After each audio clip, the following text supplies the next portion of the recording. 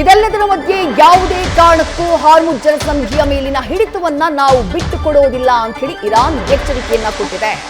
ತನ್ನ ಹಿಡಿತವನ್ನ ಬಿಟ್ಟುಕೊಡೋದಿಲ್ಲ ಅಂತ ಹೇಳಿ ಇರಾನ್ ಹೇಳ್ತಾ ಇದೆ.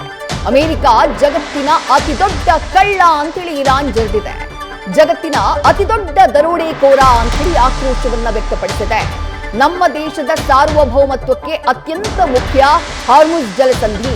ಹಾಗಾಗಿ ಯಾವುದೇ ಕಾರಣಕ್ಕೂ ಹಾರ್ಮುಜ್ ಜಲಸಂಧಿಯನ್ನ ಬಿಟ್ಟುಕೊಡೋದು ಅಥವಾ ಅದನ್ನ ಜಂಟಿಯಾಗಿ ನಿರ್ವಹಣೆ ಮಾಡೋದು ಅಂತ ಪ್ರಶ್ನೆಯೇ ಬರೋದಿಲ್ಲ ಅಂತ ಹೇಳಿ ಇರಾನ್ ಭದ್ರತಾ ಸಮಿತಿಯ ಅಧ್ಯಕ್ಷ ಇಬ್ರಾಹಿಂ ಅಜೀಜ್ ಹೇಳಿಕೆಯನ್ನ ಕೊಟ್ಟಿದ್ದಾರೆ. ಯುದ್ಧ ಆರಂಭ ಆದಾಗಿನಿಂದ ಇರಾನ್ ಹಾರ್ಮುಜ್ ಜಲಸಂಧಿಯನ್ನ ತನ್ನ ಪ್ರಬಲ ಅಸ್ತ್ರವನ್ನಾಗಿ ಮಾಡಿಕೊಂಡಿದೆ.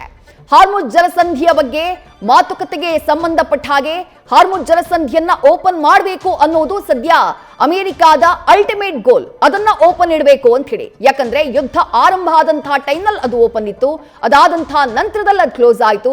ಕ್ಲೋಸ್ ಆದಂತಹ ಕಾರಣಕ್ಕೆ ಇಡೀ ಜಗತ್ತು ಇವತ್ತು ಅಮೆರಿಕಾನ ಬ್ಲೇಮ್ ಮಾಡ್ತಾ ಇದೆ. ಹಾಗಾಗಿ ಹಾರ್ಮುಜ್ ಜಲಸಂಧಿಯನ್ನ ತೆರೆಯೋದಕ್ಕೆ ಇರಾನ್ನ ಜೊತೆಗೆ ಮಾತುಕತೆಗೆ ಪಟ್ಟನ್ನ ಹಿಡಿದಿದ್ದಾರೆ ಅಮೆರಿಕಾದ ಅಧ್ಯಕ್ಷರು. ಆದ್ರೆ ಇರಾನ್ ಯಾವುದಕ್ಕೂ ಜಗ್ತಾ ಇಲ್ಲ. ಆ ಕಾರಣಕ್ಕಾಗಿ ಹಾರ್ಮುಜ್ ಜಲಸಂಧಿಯಲ್ಲಿ ಹಡಗುಗಳ ಸಂಚಾರ ಸುಗಮವಾಗಿ ಸಾಗ್ತಾ ಇಲ್ಲ. ಇರಾನ್ ಅಮೆರಿಕಾದ ಮಿತ್ರ ರಾಷ್ಟ್ರಗಳು ಕೂಡ ಇದರಿಂದಾಗಿ ಸಂಕಷ್ಟಕ್ಕೆ ಈಡಾಗಿದ್ದಾವೆ. Saudi Arabia, Qatar, Bahrain, Kuwait ಇವೆಲ್ಲವೂ ಕೂಡ ವ್ಯಾಪಾರ ವಹಿವಾಟಿನ ಮೇಲೆ, ಸಮುದ್ರ ವ್ಯಾಪಾರ ವಹಿವಾಟಿನ ಮೇಲೆ ಅವಲಂಬಿತವಾಗಿರುವಂತಹ ರಾಷ್ಟ್ರಗಳು. ಅಮೆರಿಕ ಹಾಗೆ ಇರಾನ್ನ ನಡುವಿನ ಯುದ್ಧದಿಂದಾಗಿ ಆ ರಾಷ್ಟ್ರಗಳಿಗೂ ಕೂಡ ಸಂಕಷ್ಟ ಎದುರಾಗ್ಬಿಟ್ಟಿದೆ. ಹಾಗಾಗಿ ಹಾರ್ಮುಜ್ ಜಲಸಂಧಿಯನ್ನ ತೆರೆಯುವಂತಹ ನಿಟ್ಟಿನಲ್ಲಿ ಪದೇ ಪದೇ ಮಾತುಕತೆಯ ಮಾತುಗಳು ಬಂದರೂ ಕೂಡ ಇರಾನ್ ಎಲ್ಲವನ್ನ ಸಾರಾಸಗಟಾಗಿ ತಳ್ಳಿ ಹಾಕ್ತಾ ಇದೆ.